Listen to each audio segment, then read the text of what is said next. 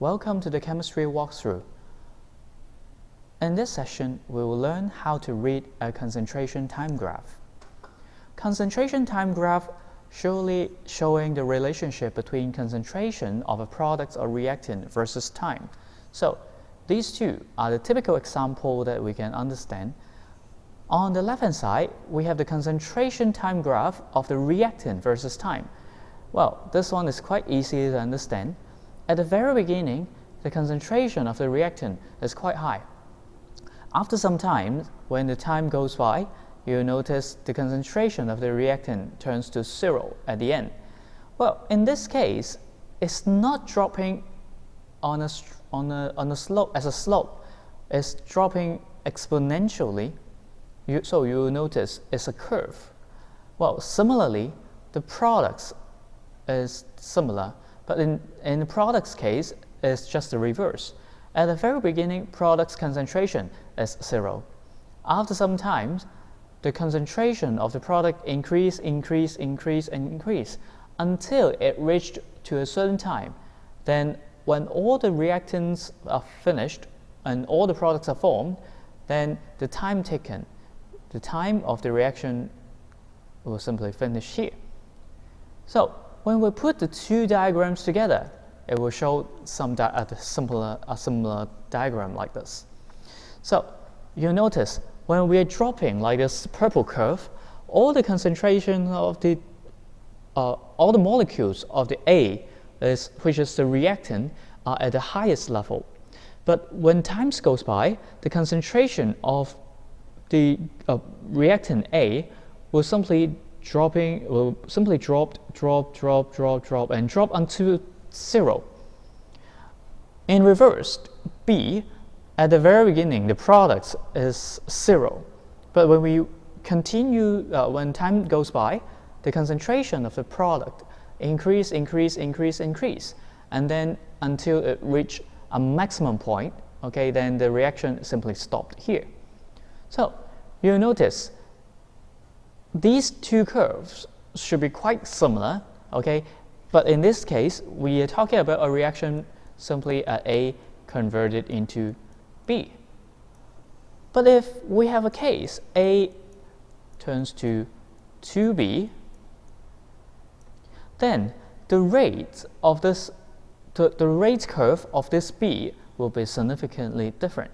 Well, we will talk about this in our classroom time. So please pay attention on it. So let's learn how to interpret a concentration time graph in full detail. A concentration time graph can usually be represented like this.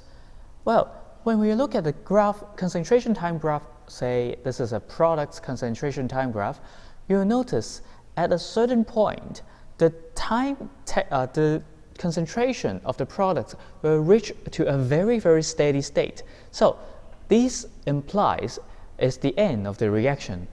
And when we look at this point, when we look at this point, the concentration means the final concentrations of the product. And at the same time, the time taken right here is the time taken, the total time of the reaction. So this point simply represents the end of the reaction. So if we want to calculate the average rate of the reaction taken, then we simply use this reading. Say this reading is delta P, and this reading is T. Okay, so average rate is simply equals to delta P over T. In this case, P, as what we have mentioned before, okay, is a product's concentration at the final state minus the product's concentration at the initial state over time. Well, when we're talking about average rates, that means starting from the very beginning. So this value, the concentration of the products at the initial state should be equal to 0. So in this case, we simply calculated like the concentration of the product over time. then this is what we call the average rate. Well, in this diagram, it's not only telling us about the average rate of a chemical reaction. If, say for example, I want to know at a particular instance, say when the T become T prime in this case, I want to know the rate at this point. So what should I do? Well, we can still use the concept change delta P over delta T to calculate it. But what if this process is really short? Okay, I want to know at this particular instance there's a change. Then what should we do? Then we regard this speed or rate as what we meant by instantaneous rates, the rates at that particular instance.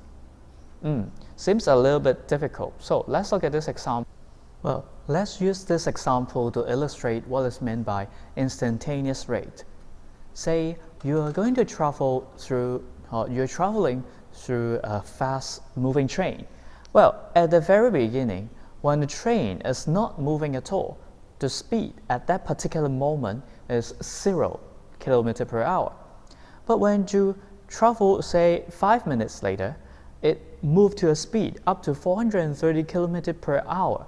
Well, the speed here measuring is not the average rate, but rather is what we call the instantaneous rate. That means the rate at that particular instance. So how can we calculate the instantaneous rates and the initial rates of a chemical reaction? Well, we can make use of the concentration time graph to help us. Let's look at this one. This is a typical concentration time graph of a product versus time. At the very beginning, this curve starts with 0 and then it reached to a maximum point. That means the chemical reaction has ended here.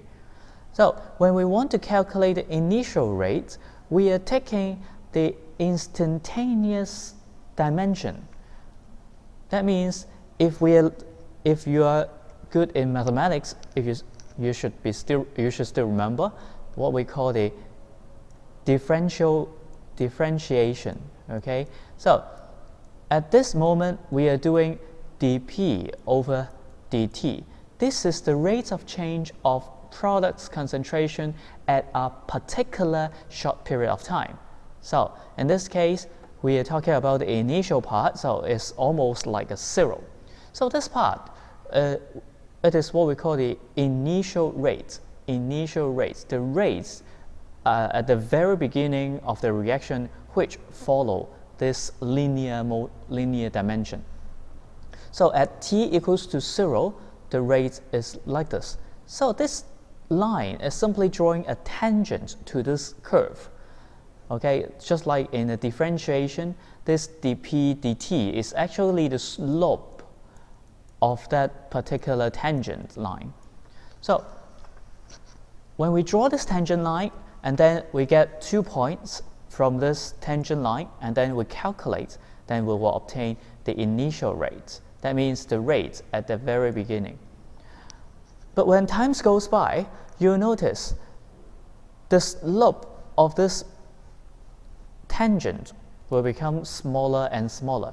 Okay, similar, we use the method of differentiation. Okay, we can use the dP dt to calculate the slope.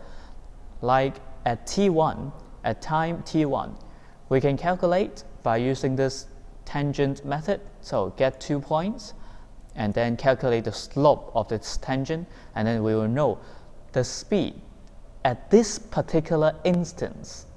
Okay, similar to time t2 and t3. Okay, and at the end, you'll notice the last point. If we draw a last tangent right here, T4, that means this is already the end of the chemical reaction. When we calculate it, T4, the slope at this part will become 0.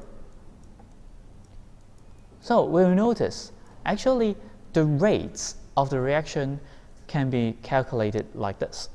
And you will notice at the very beginning, the slope of this chemical reaction, that means the rate at of this chemical reaction is very fast. But soon it becomes slower, slower, slower, and eventually it gets to zero. Concentration time graph itself is very, very important when we are studying the rates of reaction. We will learn a lot more about the rates of reaction on the curve and some other calculation later. So, as a conclusion to this part, we have learned how to read a concentration time graph. We know how to calculate the average rates of a chemical reaction. We know how to calculate the initial rates by looking at the slope, the slope of the tangent line at time t equals to 0, and we know how to calculate the instantaneous rate by calculating the slope of the tangent at a particular time t. So, thank you for watching.